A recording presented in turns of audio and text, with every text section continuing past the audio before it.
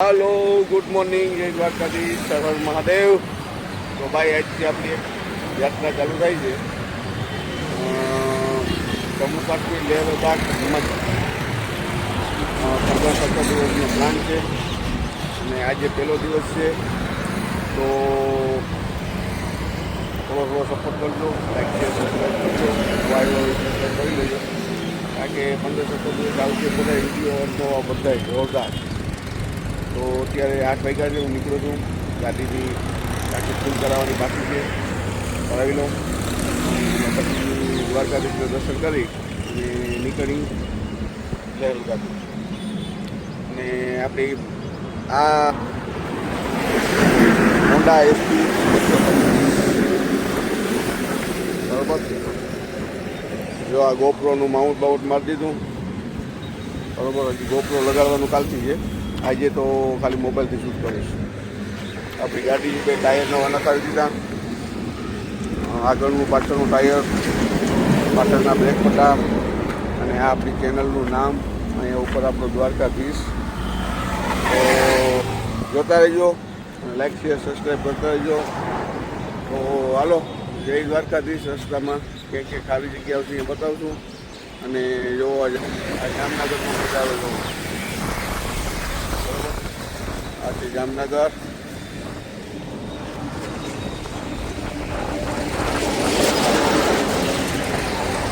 તો ચાલો, અને આ સીધો હાઈવે જાય છે, હવે હાઈવેથી હાઈવે સીધા આગળ આગળ મળતા જાઓ। આપણી યાત્રા ચાલુ થઈ ગઈ છે અને હવે અહીંથી મીઠો જીરો કરી નાખું, ટ્રીપ એ હવે જીરો, ટ્રીપ બી જીરો। તો ચાલો અહીંથી નીકળી જઈએ અને દ્વારકા દર્શન કરવા જઈએ। કેટલા કિલોમીટર ટોટલ થાય બધી ખબર પડી જશે। ચાલો જય દ્વારકાધીશ।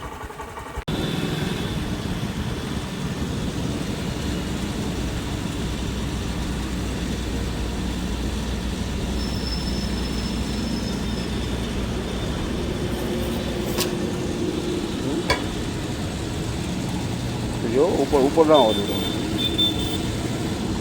બસ બસ બસ બસ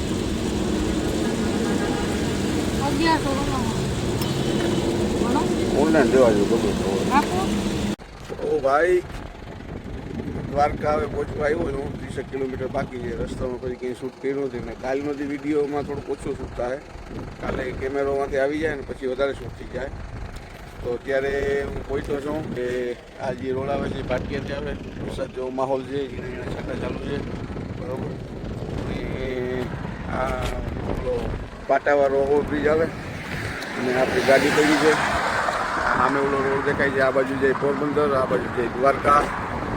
તો આપણે દ્વારકા જવાનું છે, આશીર્વાદ લઈ આજથી યાત્રા ચાલુ કરવી છે બરાબર। પવન જોરદાર છે અને વરસાદનો માહોલ છાંટાઈ આવે છે, જો છે રેનકોટ તો ભેગો જ છે, કંઈ ટેન્શન છે નહીં। બાકી ચારે બાજુ તમે જુઓ ખાલી મેદાન અમે આ એ રીતનું છે અને રોડે જબરજસ્ત છે ભાઈ, હાઈવે જોરદાર છે। ઓલો જો પોરબંદર વાળો આમ આ બાજુ પોરબંદર જવાનું છે ને આ બાજુ દ્વારકા, આપણે દ્વારકા જવું છે।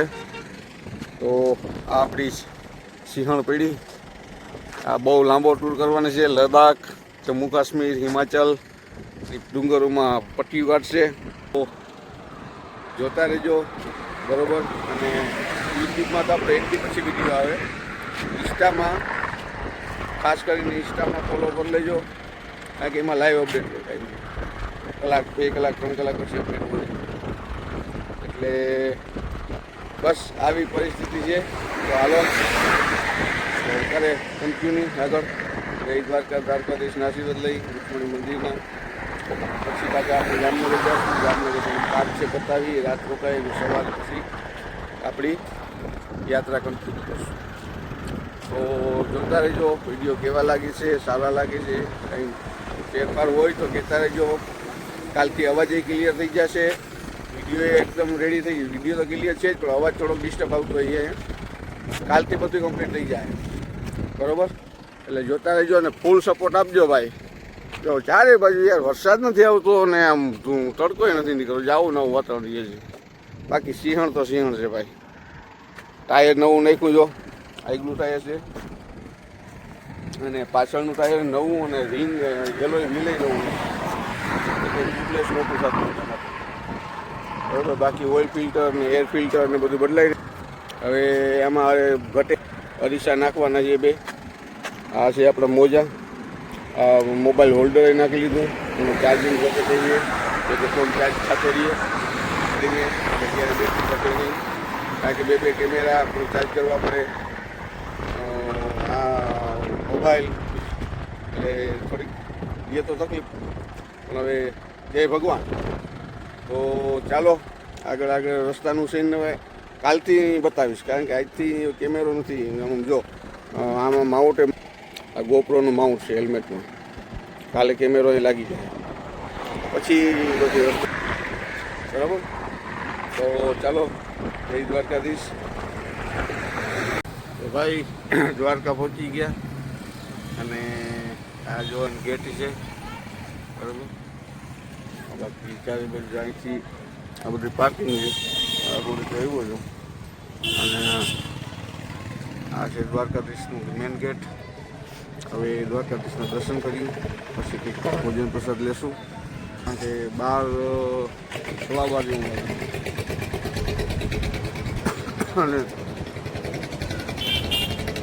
બધા એમ કહે કે ભાઈ 144 કિલોમીટર 0 ગયું 144 કિલોમીટર. ચાલો જય દ્વારકાધીશ કરીને દર્શન કરી લઈ. થોડાક દર્શન નથી અંદર તો કેમેરો લઈને જ આવતા હતા કંઈક મોબાઈલ ઉપર. એટલેથી જય દ્વારકાધીશ, જય દેવ જોજો અને કન્ટિન્યુ કરતા રહેજો બધા.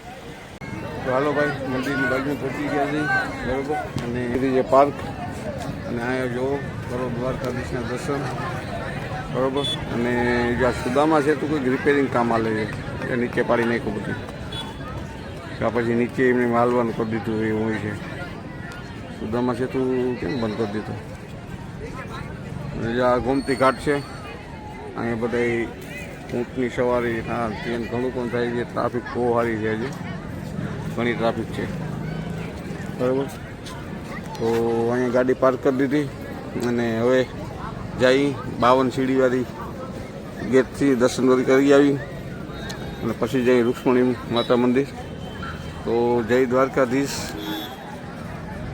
કોમેન્ટ કરજો, બરાબર? હવે આપણે દર્શન કરી આવીએ પછી આગળ હાલો દર્શન કરવા નીકળી ગયા. જો એ માર્કેટ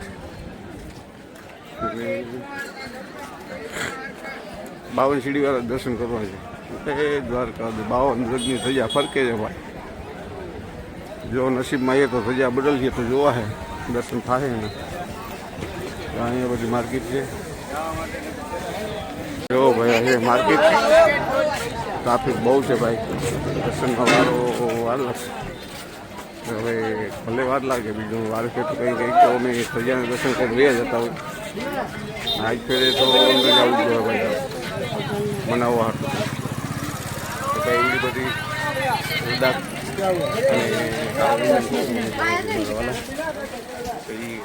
માર્કેટ.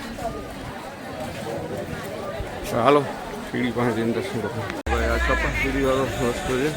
હવે પહેલાં ગોમતી ઘાટ જતો હોઉં પછી દર્શન એના મતલબ આવી ગોમતી ઘાટ.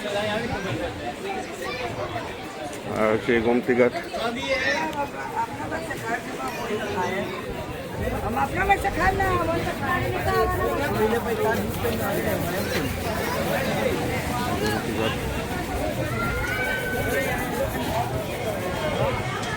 એરિયામાં કરંટ વધારે એટલે મોજા આવે જોરદાર.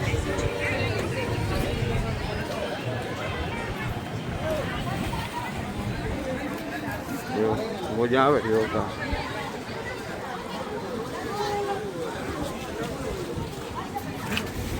આ છે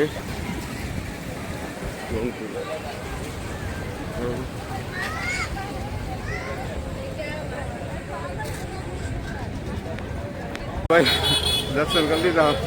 ગરમી ચડી ગઈ. હવે આગળના દરવાજે ગેટથી દર્શન કરી લો, પછી જઈએ રૂક્ષ્મણી મંદિર. તો જો આ છે માર્કેટ, રસ્તા પણ જોરદાર છે બધું. આપણે કરવું નથી. આ લખ્યું જો જય દ્વારકાધીશ. આ છે ગેટ, મેન ચોક. આ ચપલી કરી જવાનો રસ્તો છે.